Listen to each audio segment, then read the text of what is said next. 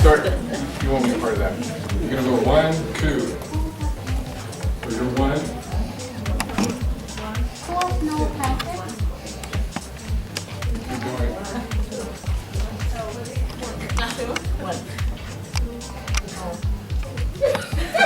She's 1, she's 2, right? Just remember what number you are. Wait a minute, are you 1 or 2? She's 1, 2.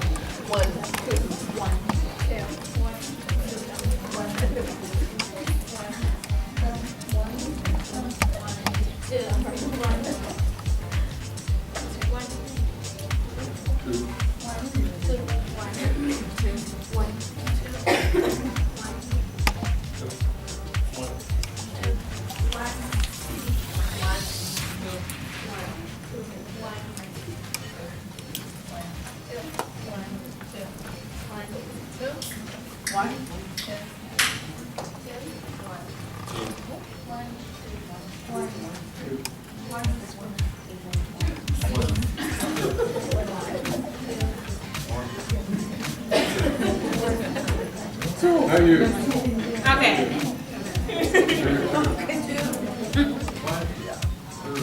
Okay, is that everybody?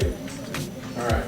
So when we get to that point, we're going to do some kind of practice on each other, a couple of things, and we're going to do return demonstrations. I know we won't get through everybody because we don't have enough time, but when I ask you to, you're going to break into the group that you're assigned to, 1 or 2. And so if you'll take 2, then I'll take 1, and we'll go from there, okay? So the idea is I really want you to do some hands-on stuff. This shouldn't be new to you, but it's a good refresher. And for those of you that took anatomy like years ago, that this is a good refresher, that's all I can say. All right. Because anatomy is kind of an interesting thing. I love listening to people say, oh, you know, this part of your body is connected to that part of your body. And I'm like, really? I didn't know that. Okay, so today we're going to talk about factors affecting vital signs, how to accurately measure the vital signs. That's the practice, the actual hands-on piece we're going to do. We're not going to do rectal. We're not happening. Right? Methods for taking a pulse, factors that affect respirations. And remember I talked to you about respirations earlier. We're going to talk about quality of respirations, all that. That's an important component of your assessments. And different breathing abnormalities, and then systolic and diastolic blood pressure, what the differences are, okay? Any questions about what we're going to cover and how we're going to do it? Good, all right. So vital signs, really we're measuring several things in the body, correct? So we're going to talk about the temperature, which measures, we all know the body heat. So why are we concerned about what we call core temperature as opposed to surface temperature? What's the difference? Sorry. Did I turn this on? Is that better? You can hear it now? I was live enough before. Yeah. So what's the difference between core and surface temperature? Why do we have that difference? Okay, most accurate, correct. Because that's really telling us what's going on with the body. Whereas at the surface, where it's really affected by ambient temperature, other factors, right? If we're perspiring, we're supposed to be cooler, because that's the body's way to cool down. So we really want to measure the core. That's really what we're looking for. What about pulse? We know it measures heart rate, we get that. But why is pulse, quality of pulse is important? Yes, ma'am.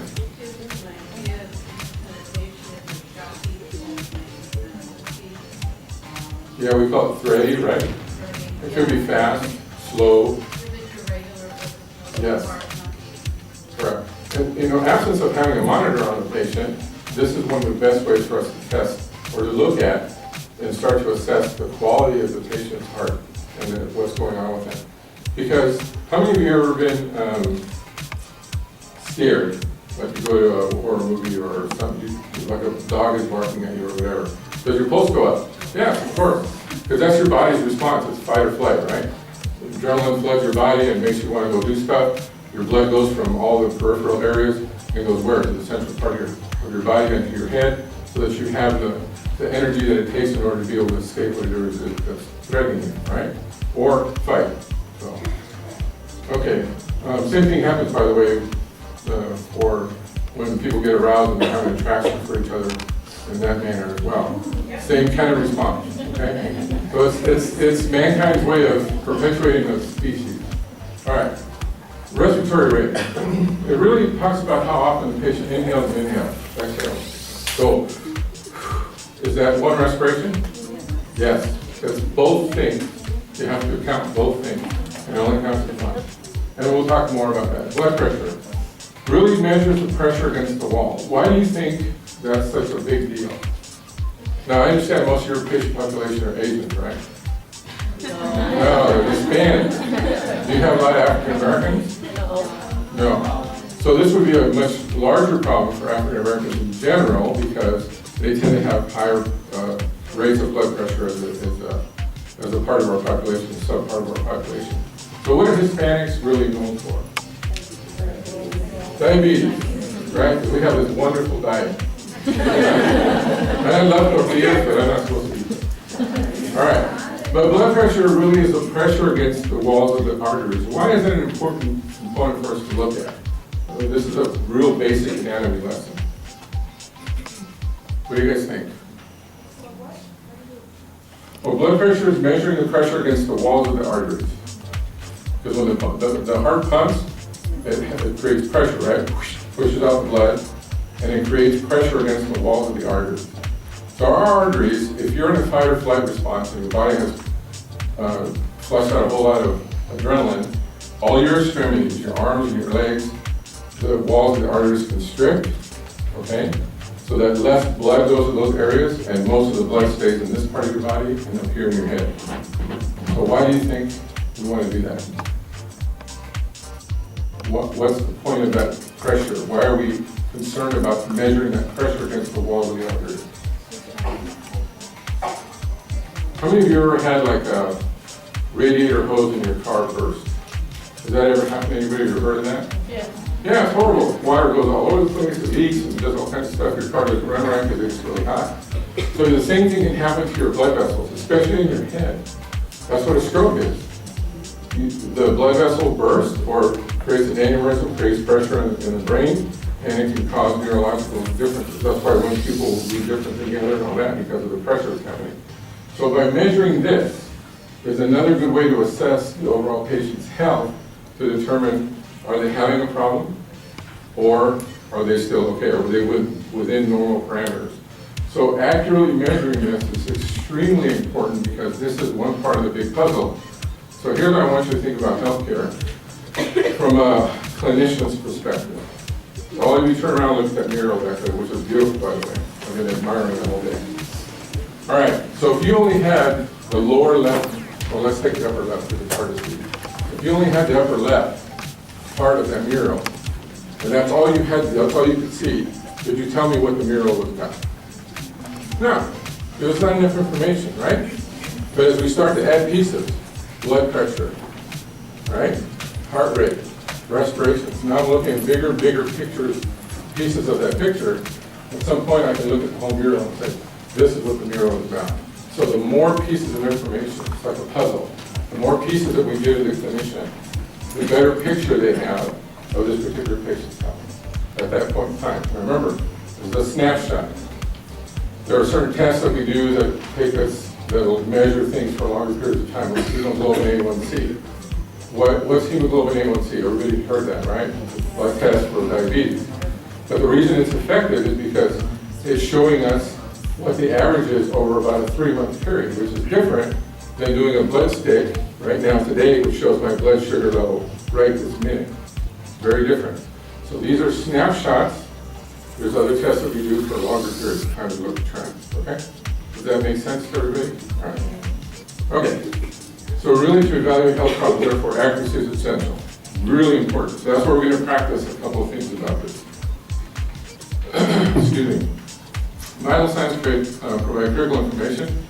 Really can identify the existence of an acute medical problem, we know that. So if a person's having a stroke, their blood pressure is probably going to be high, and then we're going to start doing some other neurological checks. And all that kind of stuff. So look for pupils, look for kids stick out their tongue, they smile, all those kind of things. Our means to rapidly identify the magnitude of the illness, so once we identify they have a problem, it tells us how bad is it.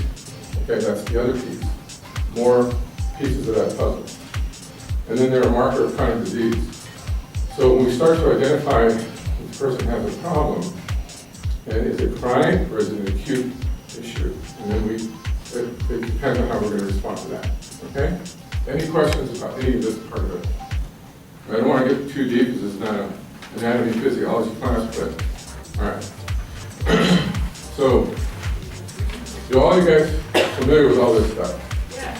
Perfect. How many of you own your own stethoscope? Good for you. I don't want anybody else's ear stuff in my ear. Okay. Is it? All right. Who can say this word? It's an interesting word. You think they would come up with something better? Blood pressure cuff makes sense, but the sphygmomanometer is actually this part right here. All right. Or the old style. How many of you remember the old style that had the mercury in it? They become kind of outlawed now because they're illegal because mercury is so toxic. There's still some places that have those. And if we measure how far you can push the mercury up, that's actually where this came from. Right? Now, why do we want a wristwatch with a second hand or a digital second counter? Yeah, because you need to be able to, otherwise you got to count for a full minute. I don't know about you, but I can go times 4 really easy. And I can count for a whole minute, right? So, wristwatch with that second hand on. Okay. What kind of thermometers do you guys use? I see the one on there. You use tympanic? Do you use the temporal at all? No. Okay. Well, how come you guys aren't a temporal? I'm just curious, Nanette. Why you're not using the temporal thermometer yet? I think the back order. Okay. But you're moving to that. Yeah. So I'll talk about it a little bit. Because it's actually more accurate than here. And it's easier to use overall. All right. Okay, so before we start the vital signs, you identify the patient using what? Right. And hope they don't mind you. Wash your hands. Why do we want to wash our hands? Why? And what else? You don't want to contaminate yourself or your patient, right? That's really the issue here. When I used to run the HIV/AIDS clinics, I'll tell you a really quick story. I had a nurse that eventually committed suicide. He had suicidal tendencies, but his name was Carl, really nice guy. One of the hardest days of my life as a clinical director. But because he had these suicidal tendencies, he was drawing blood in a known HIV clinic with known HIV patients. There was no question. And he wouldn't wear protection. He just would do it. And so if you're ever been a supervisor in a neck and attest to this, usually by the time you get called to clinic, there's a problem, right? So they would come and say, Jerry, Carl's not wearing protection again. So I go out and talk to him, Carl, come over here and let's talk. I went all the way to where I gave him like 3 days without pay, and did counsel him, did all those things, and it would work for a period of time. But after a while, he would just revert back to his normal status because how was he used to? Because he really didn't care about himself. That wasn't the issue. But what kept him coming to work, and to find out, I mean, I give credit to divine intervention because this was my idea. That what kept him coming to work was that he really cared about the patients. That's what made him get out of bed every day and put forward effort to get through today. So I finally said to him, Carl, you have a 6-year-old son, right? Yes. And doesn't he go to elementary school, public school? Yes. Do you hug him every morning before you come to work? Well, of course. I said, so whatever your son is contaminated with, you're bringing with you to clinic, correct? He goes, yeah. And I said, and you're okay with touching the patients without any barrier? And you're transmitting known potential lethal pathogens to people that have that are immunocompromised? And he goes, wow, war protection from now. So the point is that it's not just for the patient's protection, it's for your protection as well. Because if you don't wear that barrier, and let me tell you, I was a nurse before we had to wear gloves. And I remember the days when we would put on gloves and tear off the index finger so you could palpate the vein. What good did that do? So there's a reason for us to wear gloves, appropriate personal protection. Okay. Do you issue N95s or P100s? Okay, so everybody has to be fit tested. See, I wear a hood because I refuse to shake my beard. So. I like the hood anyway. positive air. It's really hard for something to get in there. So non-intact skin, here's the biggest issue. How many of you look at your cuticles right now and tell me that your cuticles are absolutely 100% intact? And if you're like me, you bite your nails, which is a horrible habit, and I try not to, then your cuticles are probably not intact. How many of you, the men in the room, shave every day? Well, I shave every couple of minutes. But yeah? Do you think your skin is intact every single time you shave? No, it's not. So you really don't know when you have microscopic abrasions or openings in your skin, which is your first defense against infection. And yet, we're going to be touching patients that we don't know what they have on them, and they don't know what we have on us. So we really have to wear protection. I know that sounds like I'm harping, and I am, but this is really important, okay? All right.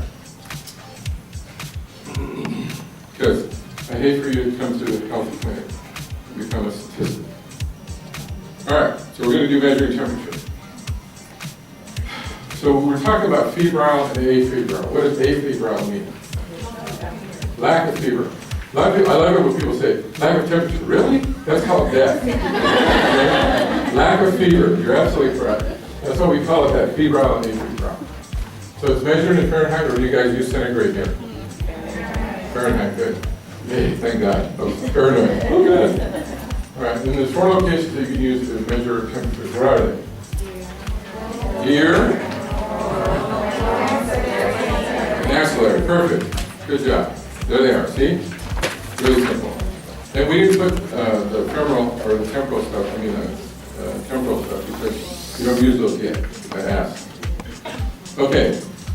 So oral is the most common, but it's also the least reliable. Why is that? What do you think?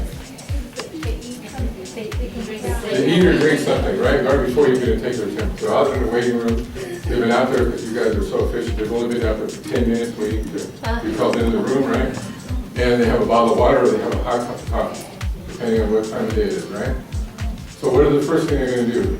Well, when you call their name, they're going to go, and then they're going to run in, right? And you're going to measure the temperature of the coffee or the water. You're not going to measure their temperature. That's the issue. So it's the least reliable, okay? So how long would you have to wait, you think, for the body to stabilize from that, for you to get a much more accurate reading? How long? In minutes. About 10 minutes. So, how many of you can add up, how many patients do you normally see in a day in your clinics? What's your average census? 300? So add up 300 times 10. How many minutes is that? Every day. Can you guys afford that? That means you're going to see less patients, right? So we got to come up with more efficient ways to do that, and there are more efficient ways to do it. So that's probably not the best way to do it. Okay. So ask if they've had anything to eat or drink, place the thermometer under the tongue. We all know how to do that. In the small, I don't know about you, but I don't have a pouch-like area. I have a space under my tongue. I never thought it was pouch-like, but it's okay. But what they mean is don't put it on right on the septum because you can injure them, right? Next to it. And then the patient must hold their mouth closed. And I find this really interesting. When my clinic used to take oral temperatures, they would stick that thing in my mouth and then she would start asking me questions. You still taking the medication? Do you want me to keep it closed or do you want me to answer you? Let me decide. Okay. So to panic, we know how to do this, right? We've all been trained on how to do this. When I was in home health, this was the big in vogue thing, and we would all have our own, $200 in panic thermometer we got with us. And you had to have all those little cups that you replaced all the time, and you never had enough. It's really faster than taking a rectal or oral. It's really pretty quick. But the problem with it is it really has a lot to do with technique, as you guys are, I'm sure, aware. So if you don't use the exact same technique all the time, and is everybody's ear now the same size? No, it's really difficult, right? So even the physician, when they use their otoscopes and all that kind of stuff, they have different size tips because everybody's ears are different. But how many of these tympanic thermometers have a different size tip? It's the same. So it's really difficult to get a really good, accurate temperature reading. You can, if you develop really good technique and you're really consistent with it, but it's just more difficult, all right? So that leaves us with what? For accuracy. So this is how we're supposed to do it. Turn the patient to one side. For an adult, pull the pin upward and back, right? Like this, open it up. And then for the child, you pull it down and back. Why is it different? Why do you think it's different? Their mastoid bone hasn't fully developed. And an adult it has, so that's why you're pulling it away from there, because it's putting pressure on the canal. And the child, you look at most children, especially if under a certain age, their mastoid bone hasn't fully hardened yet. So it doesn't put the same amount of pressure. That's why your canal looks different. That's why you can pull it down. Gently probe, insert the probe, and how many people like that? I know. You know? And then keep the thermometer in place until the digital sensor beeps. Okay, so we all know how to do this. We've done it a lot. All right. This is the most accurate. But people don't like it, for the most part, right? And here's the other problem, is you gotta go find a very special one, because you can't use the same oral one. Or at least you shouldn't. You shouldn't. All right, so, and typically, it's 1 degree higher than all the other methods. Why do you think that is? I'm sorry? Okay, so you're actually closer to the core, right? So it's going to be higher. Yes, ma'am? Huh? Right, there's nothing ambient affecting that. So this is really the most accurate. Least preferred method by most clinicians. So is it really important to get an absolute within 1 degree reading? What do you guys think? How important is that? How important to the overall picture back there is that? Well, if you're at 103 and your temperature really is 104, at what time do you start developing some brain damage issues? When you start getting those parameters, it's very important to get a very accurate reading. When you're 98.6, does it matter if it's 98.6 or 97.6? Not a whole lot, right? So it depends on what part of the range you're in.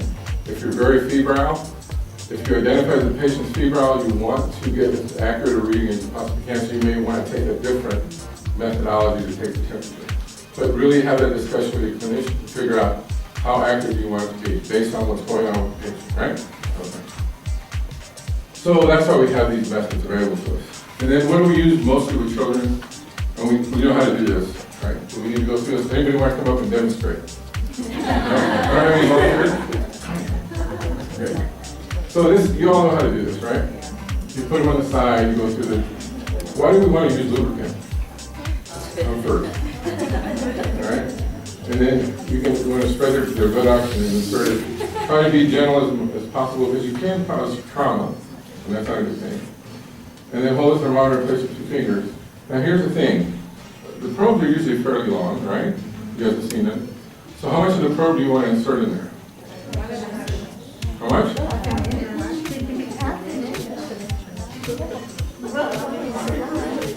What do you guys think? There's a lot of discussion going on.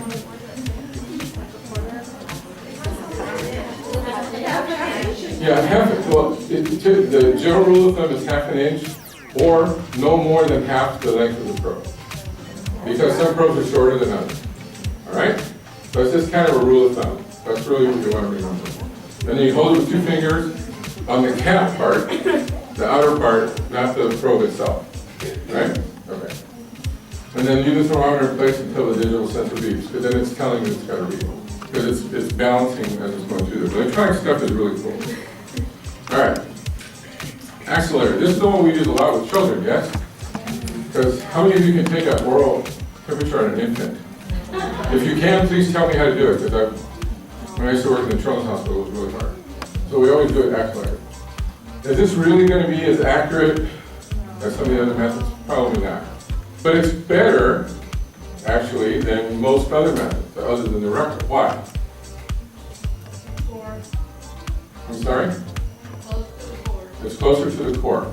This part of your body, and that's why, for just a basic first aid thing for you guys to know, if you need to cool somebody off because they're overheated, if you're ever doing first aid out there and it's a hot day, like I live in the high desert, so we get people overheated all the time.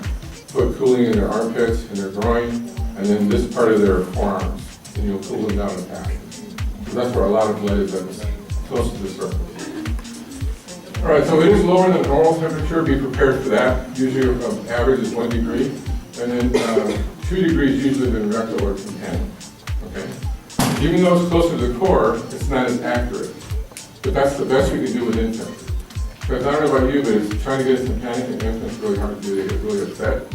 And then obviously oral is just a real problem for infants. Okay. All right, so we know how to do this, right? Raise up their arm, stick it in there, lower it, hold it until it beats, correct? What if the baby is diaphoretic, has a lot of moisture on their skin? What can you do to help resolve that? Yeah, wipe them down. Try to dry them as much as you can. Perfect. And if you use anything that has alcohol in it, what's it going to do to the skin? It's going to cool it. Alcohol is a cooling mechanism to it, so you don't want to do that. You just want to wipe it with something dry, like maybe some gauze or something soft, to try to get that moisture out. Place the probe in the center of the axilla, which is the center of the armpit, right? And then fold their arm across, either straight down or bend the elbow, place it across their abdomen, if you can get them to stay there. Usually you have to have mom or somebody help you, right? And then it really puts it in where it needs to be, and then leave it in there until the centrifuge. So this should be new material to you guys. You should know how to do all this already. Okay, so these are all factors that affect the body temperature. Exercise, illness, age, time of day. Age is always in there. Okay. Time of day, medication. So are older people cooler or hotter than young people? What do you think? General. Older people are cooler. Why? Not cooler in that sense. But why are we cooler temperature bodies? That's part of it. And what else? They lose their muscles, and they don't do much activity. Okay. They lose their, they're not as fat, they don't have as fat tissues. Okay. What else? What else do we lose? Muscle. Muscle. Muscle's hotter than fat. Usually fat's kind of cool. To the touch anyway. But muscle is always, because it's always, even after a workout, it continues to burn calories because it's actually generated. And what is the measurement of a calorie? It's hot. It's the measurement of heat. That's how you do it scientifically. That's how you measure a calorie is in heat. Okay. So younger people generally larger muscle mass are generally going to be warmer than older folks. And the other reason is that we tend to lose circulation as we get older.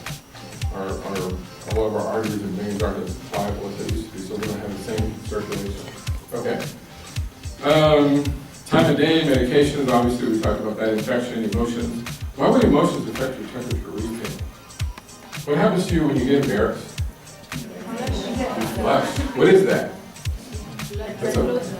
The blood is going right to the surface of, it's right underneath the skin. And so if you were embarrassed, do you think you were doing a tympanic? What do you think would happen to your you probably look like a febrile, huh? And then you give a wrong picture to the clinician, they're like, what the heck happened? We shouldn't have embarrassed him. Right? Okay. Hydration. Yes, hydration is big. So if you're dehydrated, you're going to be warmer or cooler? What do you think? How many people think warmer? Okay, tell me why.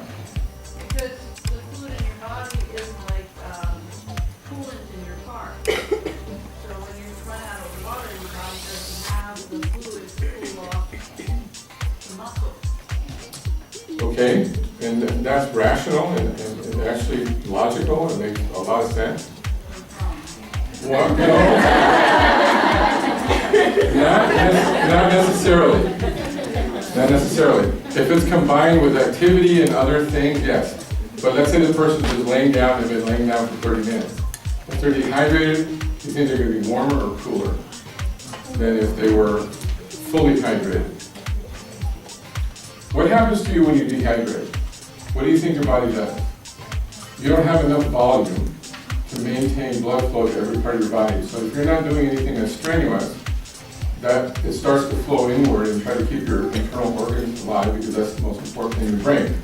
Heart, lung, kidneys, those kind of things in the brain are the most important. Your muscles in your legs and all that are probably not as important in that scenario. So generally speaking, you're going to be a little bit lower in temperature than if you were fully hydrated, all other things being equal. However, most people that are dehydrated they're agitated, they do other things, so that's why it was kind of a trick question. All this other stuff really starts to affect the level of temperature for that particular patient, as well as their hydration. So you have to take all of those things into consideration, not just one individual thing at a time. Does that make sense? So it's kind of a lot to think about why we're doing the temperature in the clothing. And you serve a large Hispanic population. What do most Hispanic parents do with their babies? Oh my God. Like the kid is boiling. What the heck are you doing? Right? So that's a problem. And then environmental temperature, of course, air movement. Right? Any questions about that part? So here's normal temperature. What do we mean by normal? How many of you know what a bell curve is? You seen it? Yeah, it looks like this. Okay? Bell curve means when we say normal, this is the middle of the bell curve. The majority of the population that we tested are in this range. Doesn't mean that there aren't people out here on the edges that we call them outliers. It's that the majority of the people are in the middle. That's how we set policy, public health, basic tenet of public health, all that. We always try to set policy for the majority of the people. Okay. So that's what this means. Normal means this. Majority of the people should fall in these parameters, yes? So if they're outside of these parameters, what do we do? What's our job? Yeah, we're going to chart it, and that's how we're notifying the provider, right? Under normal circumstances. If it's really high or really, really low, then we're going to go and tell them after we check it the second time. Or you may go get your friend and go, hey, can you come and check this? And bring a different piece of equipment, because it could be the equipment, right? Yeah, okay. But most of the people are going to fall within these parameters to some degree, unless they're sick and other factors, all right? Any questions about that? Oh, thank you so much. Okay, we're measuring pulse. How do we measure pulse? Now I want you to break into your groups.